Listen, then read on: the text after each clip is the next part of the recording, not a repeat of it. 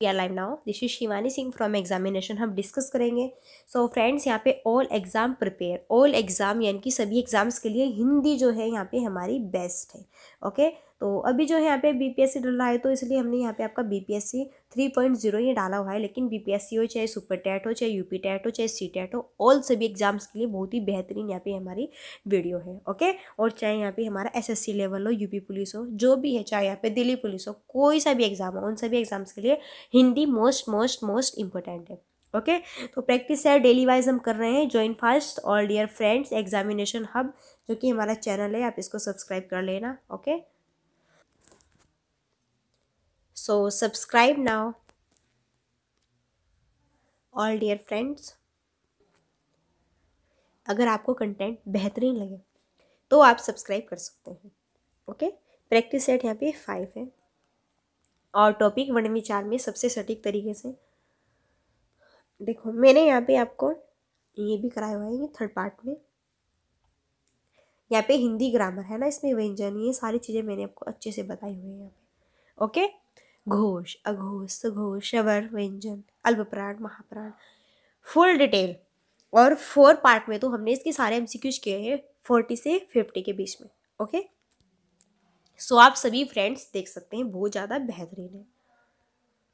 चलिए फिर हिंदी ग्रामर, यहाँ पे जो है लेसन 2, और लेसन 2 की बात करते हैं शब्द। आज जो है हम पढ़ने वाले हैं शब्द। शब्द आखिरकार क्या होते हैं, क्या नहीं होते हैं, आइए बिल्कुल अच्छे से बताएंगे। एक्चुअल में वर्णों की सार्थक समूह को शब्द कहते हैं। वर्णों का सार्थक समूह, जैसे कि कै प्लस मैं प्लस ले। अब ये तो वर्ण है, अब मैंने ये बना दिया कमल, तो ये इसका एक सार्थक समूह, यानी कि मैंने अच्छे से इनको क्रमबद्ध रूप से मिला दिया, जैसे एक वर्ण बन एक शब्द बन सकता है। तो कमल क्या है भाई, ये शब्द है। इसी तरीके से ओके, तो वर्णों के सार्थक समूह को शब्द कहते हैं, और वर्णों का वह समूह जो एक निश्चित अर्थ देता है वह शब्द है। जैसे कमल एक निश्चित अर्थ देता है, माल एक निश्चित अर्थ देता है, माल किसी भी चीज का हो सकता है, मेंढक एक निश्चित अर्थ है। ओके, व्याकरण की सबसे बड़ी इकाई शब्द है। शब्दों का वर्गीकरण या फिर विभाजन कैसे कैसे होता है, आइए देखते हैं। व्याकरण की सबसे बड़ी इकाई क्या है भाई, शब्द है। अब शब्दों का वर्गीकरण या फिर विभाजन देखो। शब्दों को 3 भागों में डिवाइड किया जाता है। जो शब्द होते हैं ना, उनको कितने भागों में, 3 भागों में डिवाइड किया जाता है। याद रखना है, शब्दों को कितने भागों में डिवाइड किया जाता है, 3 भागों में डिवाइड किया जाता है। अब कौन कौन से हैं, एक तो है रचना या बनावट के आधार पर शब्द के भेद। किसके, रचना या बनावट के आधार पर शब्द के भेद। सेकंड है उत्पत्ति, स्रोत या फिर इतिहास के आधार पर शब्द के भेद। थर्ड है अर्थ के आधार पर शब्द के भेद।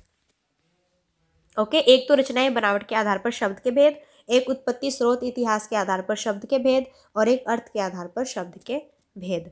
और अब जो है हम यहाँ पे पढ़ेंगे, सबसे पहले हम पढ़ेंगे रचना या बनावट के आधार पर शब्द के क्या भेद। सबसे पहले हम पढ़ेंगे रचना या बनावट के आधार पर शब्द के भेद। ये टोटल कितने होते हैं, 3 प्रकार के, ऐसे याद रख लीजिए। रचना, रचना में 3 वर्ड है, रै च न, तो टोटल कितने प्रकार हुए, 3। ओके, बनावट ये 4 हुए, तो एक माइनस कर लीजिए, कोई नहीं, इस तरीके से याद कर सकते हैं आप लोग। आप सबकी देखो याद करने की कैपेसिटी अलग अलग होती है। रचना या बनावट के आधार पर शब्द के भेद कितने होते हैं भाई, 3 प्रकार के होते हैं। कौन कौन से, रूढ़ होते हैं, यौगिक होते हैं, योग रूढ़ होते हैं। अब इनको हम फुल डिटेल से विद एग्जाम्पल पढ़ेंगे। रूढ़ क्या होता है, यौगिक क्या होता है, योग रूढ़ क्या होते हैं, आइए फिर देखते हैं। सबसे पहले हम रूढ़ की बात कर लेते हैं। वे शब्द जो वर्णों के सार्थक योग से बनते हैं उन्हें रूढ़ शब्द कहते हैं। जब इन शब्दों के खंड किए जाते हैं ना, तो ये शब्द पुनः वर्णों में विभाजित हो जाते हैं, और फिर वर्णों का कोई भी अर्थ नहीं होता है। जैसे से, डे और के, यानी कि सड़क, इनका कोई अर्थ नहीं है। सड़क, इसका हमने ऐसे विच्छेद किया, से डे के अलग अलग किया। क्या से का कोई अर्थ है, नहीं। क्या डे का कोई अर्थ है, नहीं। क्या कै का कोई अर्थ है, नहीं। ओके, तो इनका कोई अर्थ नहीं। सब पानी, जैसे यहाँ पे है पा प्लस नी, तो यहाँ पे पूरा वर्ड क्या बना, पानी, यानी कि पूछा है कि पानी में कौन सा शब्द है, पानी में जो है रूढ़ शब्द है। कैसे, इसका विच्छेद कीजिए, पा प्लस नी। क्या पा का कोई मतलब होता है, क्या नी का कोई मतलब है? तो जिसका यहाँ पे जो है विच्छेद करने पे, उनको अलग अलग करने पे, ओके, कोई यहाँ पे उसका मीनिंग न निकले, तो वही हमारे सभी रूढ़ शब्द होते हैं। जैसे मैं कह दूँ कल, किसे मैं कह दूँ तब, तो क्या में क्या है, कोई इनका मीनिंग है नहीं ना। तब है, तब कोई मीनिंग है नहीं ना। ओके, इसी तरीके से, है ना। जैसे नेक्स्ट यहाँ पे एग्जांपल है मनुष्य, तो मैं नू, है ना, शय, ये क्या इसमें कोई इसका वो निकल के आया है अर्थ नहीं ना।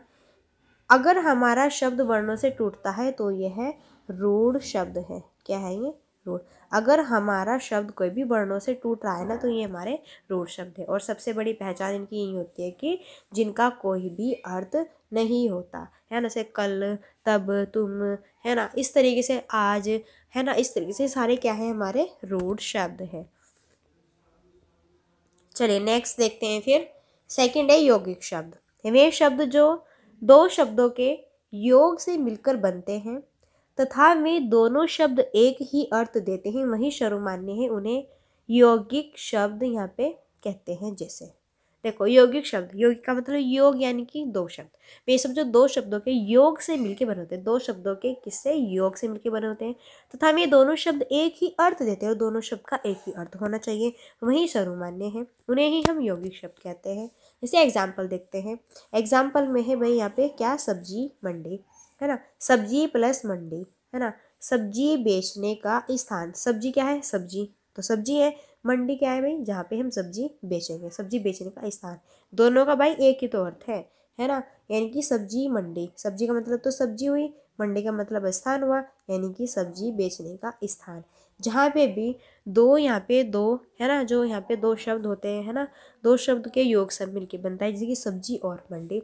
सब्जी प्लस मंडी को अलग अलग किया, है ना, उनका एक यहाँ पे सर्वमान्य कोई अर्थ होगा, दोनों का एक ही अर्थ होता है। सब्जी का सब्जी है, मंडी यानी कि सब्जी बेचने का क्या, स्थान। जैसे दूध वाला, दूध प्लस वाला यानी कि दूध बेचने वाला, एक शब्द हुआ। पीलापन, पीलापन पीले जैसा, है ना, आग बबूला, इस तरीके से, है ना, जैसे आग और बबूला, है नहीं, है ना, जहाँ पे आग बबूला होना, इस तरीके से यहाँ पे जो है इनके एक ही मीनिंग होते हैं। नोट, शब्द कम से कम दो शब्दों से मिलकर बने हो और दोनों शब्द मिलकर एक ही अर्थ दे रहे हो, वहीं पे हमारे यौगिक शब्द होते हैं।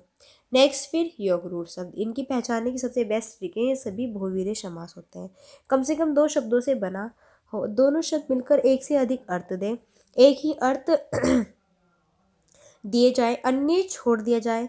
परिभाषा में शब्द जो कम से कम दो शब्दों के योग से बनते हो ना, और दोनों शब्द मिलकर एक से अधिक अर्थ देते हैं, जैसे कि बहुवीर्य समास। यानी कि जैसे मैंने कहा पीताम्बर, यानी कि पीला है अंबर जिसका, है ना, तो यहाँ पे मैंने कहा किसका भाई, तो मैंने कहा यहाँ पे हुए विष्णु, है ना, इस तरीके से। यानी कि पीला यानी कि पीताम्बर, पीला है अंबर जिसका, है ना, दो यहाँ पे पद, दो पदों की बात हुई, लेकिन पॉइंट किस पे जाके निकला, थर्ड पद पे। तो इस तरह से ये होते हैं योग, यहाँ पे योग रूढ़। और इसकी ट्रिक पहचान की बहुवीर्य समास पढ़ी है, और ये सारे, ये हमारे जो भी बहुवीर्य समास के जितने भी एग्जाम्पल होते हैं ना, सारे वो हमारे योग रूढ़ होते हैं। जैसा पीताम्बर, पीला है अंबर जिसका, विष्णु। लंबोदर, लंबा है उदर जिसका, गणेश। वरिदी यानी कि समुद्र, जल को धारण करने वाला कौन है भाई, समुद्र हो। देखो देखो क्या है, वारिदी, वारिदी यानी कि जल को धारण करने वाला कौन है, भाई समुद्र है। नोट, बहुवीर्य समास के सभी पद योग रूढ़ होते हैं, है ना। जैसे कुछ पॉइंट में मैं आपको बता दूं, किसी देवी देवता अन्य के पर्यायवाची जितने भी शब्द होंगे सभी बहुवीर्य होंगे, जैसे लंबोदर, वीणा पाणी, दशानन, चतुर्भुज, ये सभी हमारे बहुवीर्य होंगे और योग रूढ़ भी होंगे, है ना। सभी उपनाम व उपाध्यक्ष योग रूढ़ होते हैं, जैसे कि भारतेंदु, नेताजी, सुल्तानपुरी, आज़ाद, भारत का चंद्रमा, हरिश्चंद्र, ये भी सभी हमारे उपनाम उपाध्यक्ष क्या होते हैं, योग रूढ़ होते हैं, है ना। उत्पत्ति, फिर हम पढ़ेंगे नेक्स्ट, यहाँ पे हमारा आता है सेकंड। देखो, रचना या बनावट के आधार पर तो हमने 3 पार्ट्स पढ़ लिए, रूढ़, यौगिक और योग रूढ़। अब सेकंड पढ़ेंगे उत्पत्ति, स्रोत, इतिहास के आधार पर शब्द के क्या है भेद। तो ये कितने होते हैं भाई, 4 प्रकार के होते हैं। कितने होते हैं, 4 प्रकार। एक तो तत्सम, तद्भव, विदेशी शब्द और देशज शब्द, ठीक है। अब तत्सम शब्द क्या है, वे शब्द जो जिस प्रकार संस्कृत में प्रयुक्त होते हैं बिल्कुल उसी प्रकार हिंदी में भी प्रयुक्त होते हैं, है ना। तत्सम यानी कि संस्कृत के, यानी कि है तो वो हिंदी के ही, लेकिन हिंदी में सीधे संस्कृत के जो शब्द होते हैं ना, ठीक है, उनको यहाँ पे हम तत्सम शब्द कहते हैं। पहचानने की ट्रिक क्या है, तत्सम, सम है ना तो सम से निकाल लीजिए संस्कृत। ओके, क्या है, संस्कृत।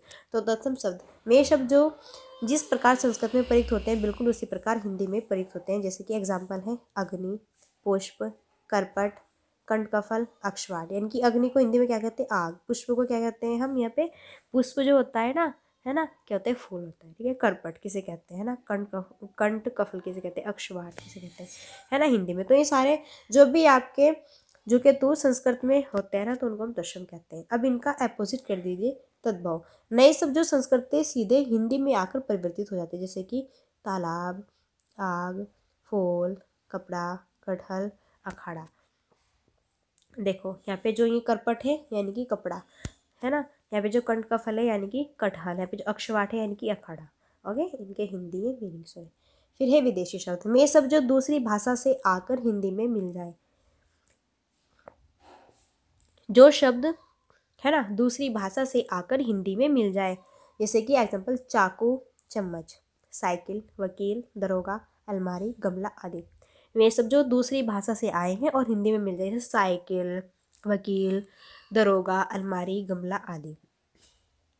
फिर है देशज में शब्द जिनकी उत्पत्ति ज्ञात न हो फिर भी वह हमारी भाषा में प्रयुक्त होते रहते हैं, जैसे कि लोटा, जूता, फटाफट, खटाखट। ये बिल्कुल देसी शब्द होते हैं, सर देसी शब्द होते हैं। फटाफट, है ना, फटाफट लोटा दे दो उधर, है ना इस तरह के होते हैं। चलिए, एक होते हैं संकर शब्द, ये यहाँ पे मैं अलग बता रही हूँ। संकर शब्द क्या होते हैं, हमें जो है वे शब्द जो अलग अलग भाषा के शब्दों से मिलकर बनते हैं उन्हें संकर शब्द कहते हैं। जैसे कि रेलगाड़ी, है ना, अब रेल तो क्या है यहाँ पे आपका अंग्रेजी वाला वर्ड है और गाड़ी हिंदी का वर्ड है। ओके, इस तरीके से वे संकर होते हैं। नेक्स्ट, फिर अर्थ के आधार पर शब्द के भेद, ये दो होते हैं। कितने होते हैं, दो होते हैं, एक सार्थक शब्द, एक निरर्थक शब्द। देखो हमने उत्पत्ति के आधार पर पढ़ लिए, रचना बनावट के आधार पर पढ़ लिए, अब हम पढ़ रहे हैं यहाँ पे अर्थ के आधार पर शब्द के भेद कितने होते हैं, दो होते हैं। एक तो भाई सार्थक शब्द होता है, एक यहाँ पे निरर्थक शब्द होता है। सार्थक शब्द किन्हें कहते हैं, वे सब जिनका कोई अर्थ हो, जैसे रोटी, पानी, ममता, डंडा आदि। और निरर्थक शब्द वे शब्द जिनका कोई अर्थ न हो, जैसे कलम, टेबल, किताब आदि। ठीक है, इस तरीके से ये हमारे सार्थक शब्द और निरर्थक शब्द होते हैं। आई होप फ्रेंड्स ये आपको यहाँ पे कैसे लगे। कंप्लीट शब्द की क्लास से आपकी फिनिश हुई आज, और अब हम नेक्स्ट इसके एमसीक्यूज करेंगे, प्रैक्टिस करेंगे, है ना। देखो पहले हमने क्या किया, टोटल पूरी वर्णमाला अच्छे से पढ़ा, और वर्णमाला की हमने क्लास अच्छे से पढ़ा 4 यहाँ पे वीडियो में।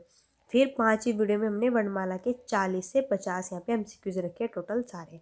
फिर आज हमने यहाँ पे जो है शब्द की क्लास पढ़ी, है ना, ये हमारे कंप्लीट हुए। नेक्स्ट वीडियो में हम इसके जो है सारे ऑल एमसीक्यूज लाएंगे, है ना, क्या लाएंगे, एमसीक्यूज। तो नेक्स्ट वीडियो आपकी एमसीक्यूज की आएगी शब्द के अकॉर्डिंग, ठीक है। तो ये सारे आप जो है दोबारा देख लीजिएगा वीडियो को।